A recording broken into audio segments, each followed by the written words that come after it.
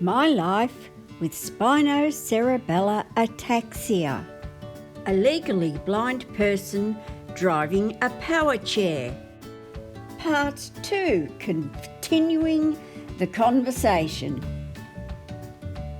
So when people are texting and I can see them coming and I can't get off the path, for example, I was going along a street in Cheltenham one day. This schoolboy was coming along. Now, suburban footpaths aren't that wide, particularly when I've got my chair on it, and there was a high grass on the other side. It went up high. I wouldn't have been able to drive onto it to get out of his way. But he had his head in his phone and he was coming along and I couldn't get out of his way. So instead of letting him fall into me, because he did have his school bag, it could hurt him and me, I put my hand out and physically stopped him and spoke so that he would not hit me. Because I can't tell they've got their face in their phones until they're quite close. So I don't have time when they're 10 metres down the street to say, hey, kid, take your face out of your phone.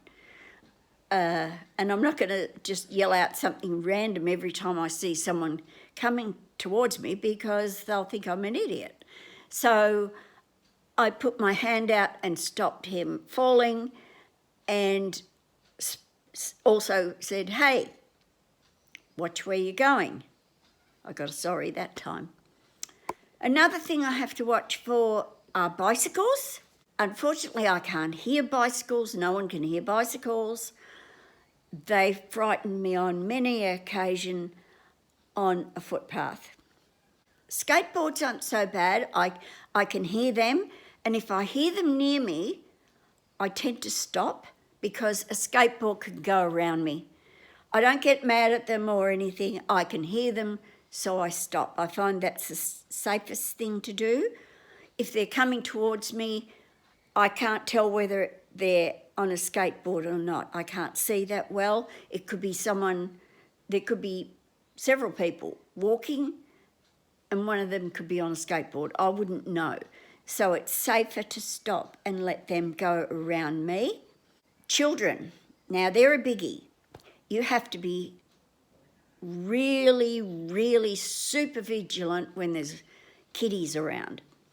In the shopping centres, or today I was at a little do-over at our community centre and we had one little girl who was fascinated by my chair.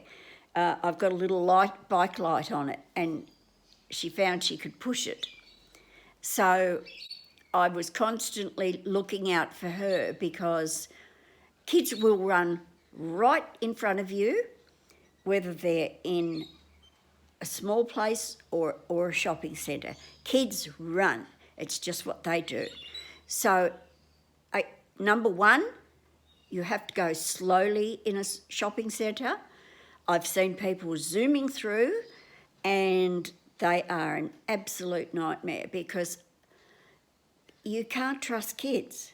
No matter, they can be 5 years old and they'll be running because they'll be at somewhere and they'll run back to mum or dad. So you've got to be careful. Animals, same with animals. Dogs will run up to you. You stop immediately because you don't want to, they can be happy to see you and they're jumping around.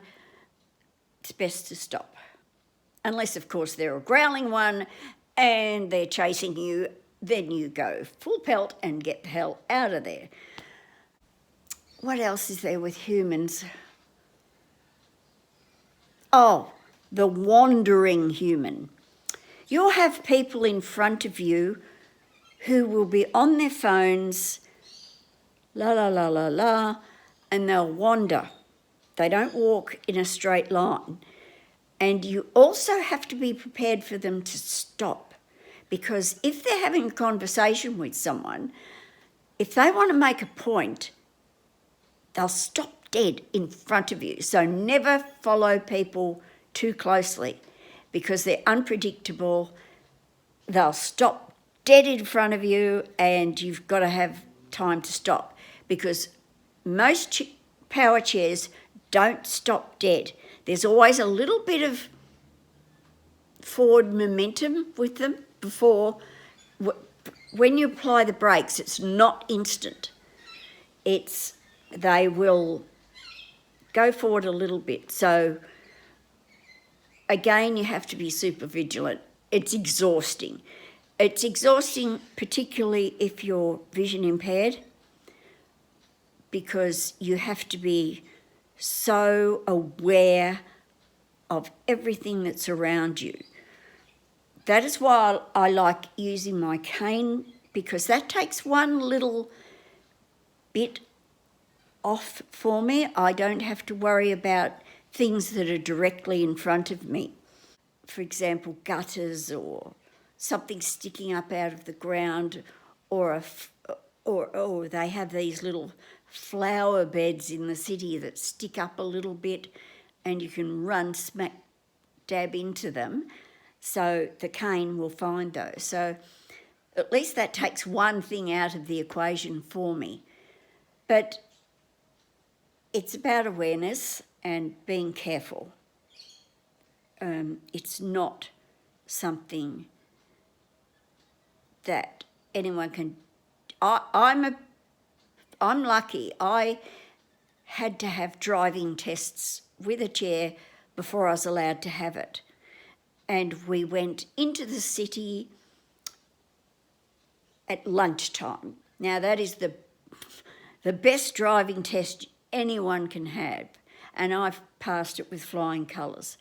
I take great pride in my driving. I'm told by bus drivers quite often when I squeeze into one of the smaller buses that they're impressed by my driving, and passengers have said it. And same with the trains. If it's one of the small sprinter trains, people can't believe that the way I can squeeze into such a small space. But it comes with practice.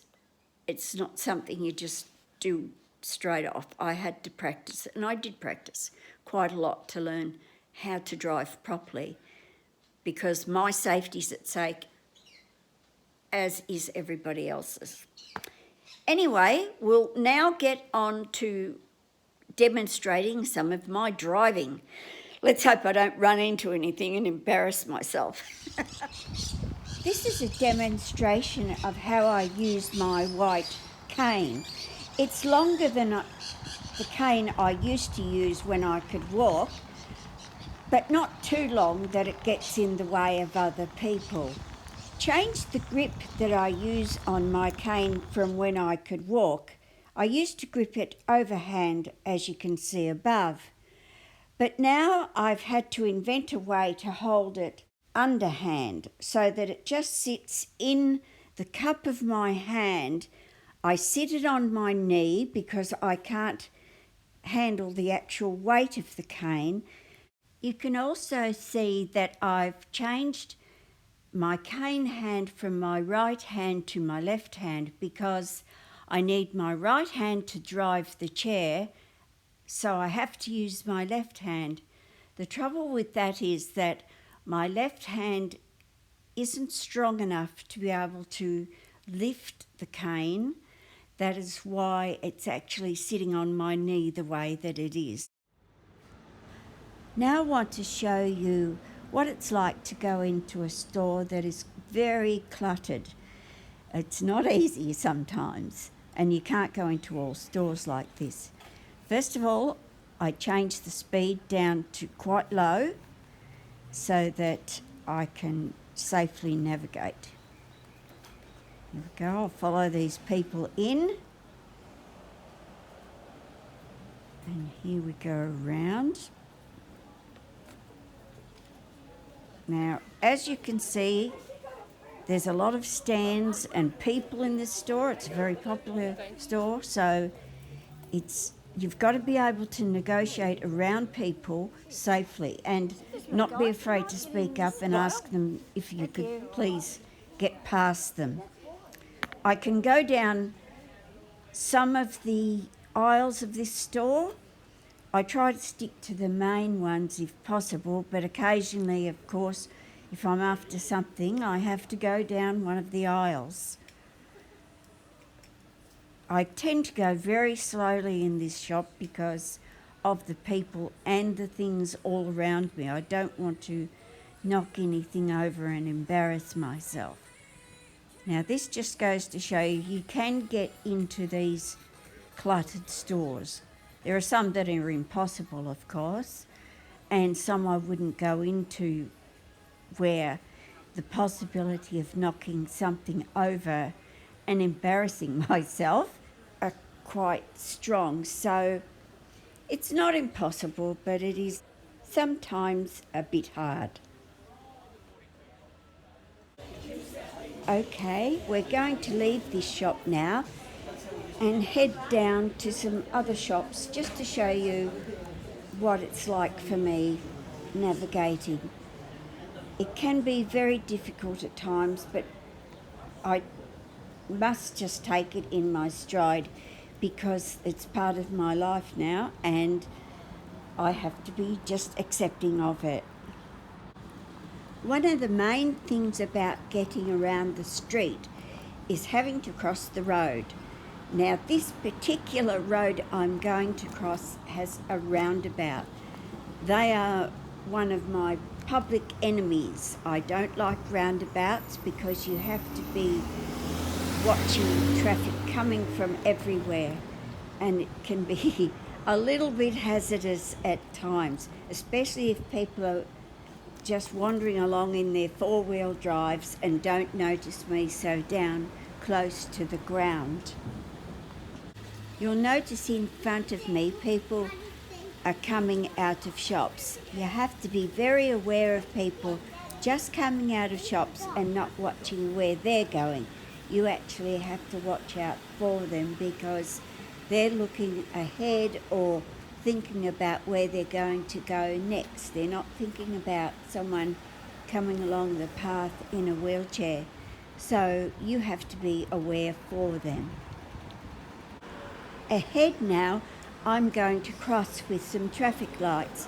You may think this is always the safest, but sometimes it can be hazardous. For example, I'm crossing here and someone in a great big four-wheel drive could be wanting to turn left. Now, again, I'm down low and they may not see me as I'm waiting to cross the lights. And sometimes I've had someone drive right in front of me because they've thought no one's at the lights, they can safely make their left-hand turn.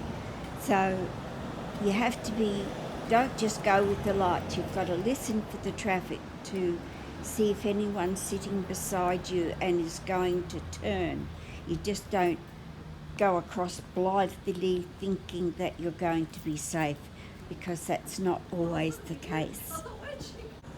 I actually feel safest crossing at this small pedestrian crossing that doesn't have lights, but I can sit there and wait to see if cars actually stop before I go across. And I feel much safer crossing this way. And there's another little one just on the left here. Again, I feel generally safe crossing this because I can wait to see if the cars actually stop. So that makes me feel a little more secure. Now I'm in the shopping centre on a Saturday morning, which of course would be very crowded, so you can imagine it's going to be a bit of a testing time. But I wanted to show you what it's like for me, down low, and trying to navigate through this shopping centre. So we'll just go down this corridor and we're going to go into Kmart, which at this time of day will be very crowded. And I just want to show you what it's like from the wheelchair perspective, what it's like with all these people around me. All right, here we go into Kmart. Now, as you can see, it's not cluttered in here. I don't have to worry about running into displays or anything because all of the aisles are wide and I can negotiate around them quite well. The only thing I have to be very careful about is the stands that are holding clothing. Sometimes in some stores they're sticking out without any clothes on them and I can actually run into them and they can be a bit dangerous for a vision impaired person because you can't see something just sticking out with nothing on it. It's just a metal rod and I've been known to run into these in some stores. Kmart's not so bad because they're actually a bit high. Most of them are a bit higher than I am, except for ones that are on the multiple stands where things are stacked up a bit. But as you can see, it's quite easy for me to get around this one, except for the people. Now you'll find people walking along, but they also stand around and talk or look at stuff. So you have to either be able to go around them or if there's no room to ask them nicely if you could get through. As you'll see here, people will come up from behind me and I don't see people coming up from behind me, so I have to be a little cautious with that as well because they can frighten me a bit because they just end up in front of me suddenly and I get a bit of a shock. Now here we've got people and wet floor signs or something, hazard on the floor or whatever it might say. So I have to be, and people coming out here like this lady with a shopping trolley. Now she wouldn't have seen me, but luckily I saw her. And because, of course, I'm going very slowly, I can stop if I have to with people who aren't watching where they're going, like that lady. So all of this is very tiring, I must admit. If I've been out for a whole day and I've been having to watch out more than normal for people, I actually find it quite tiring. I tend to have a very good sleep and I tend, sometimes by the end of the day I can be a little bit grumpy, which hopefully my friends understand because this is kind of exhausting at times. Anyway, I hope that gives you some idea of what it's like from my perspective wandering around shopping. I like to window shop like everybody else, and at times, of course, I'm waiting for a bus or something, so of course I'll go and wander the shops just to kill some time, which is happens quite often, seeing as our buses don't run that often.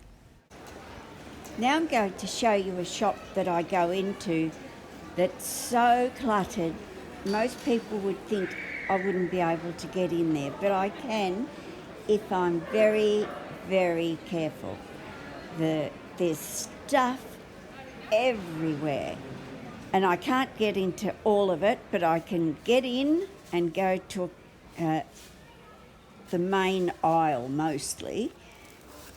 As you can see, there's football stuff and all kinds of nicks and knacks in here, knick-knacks everywhere. And it's once you get people in there, it can be a bit of a nightmare, but I always consider it a bit of a challenge to go in here and just test my driving. It's just a bit of fun I like to have.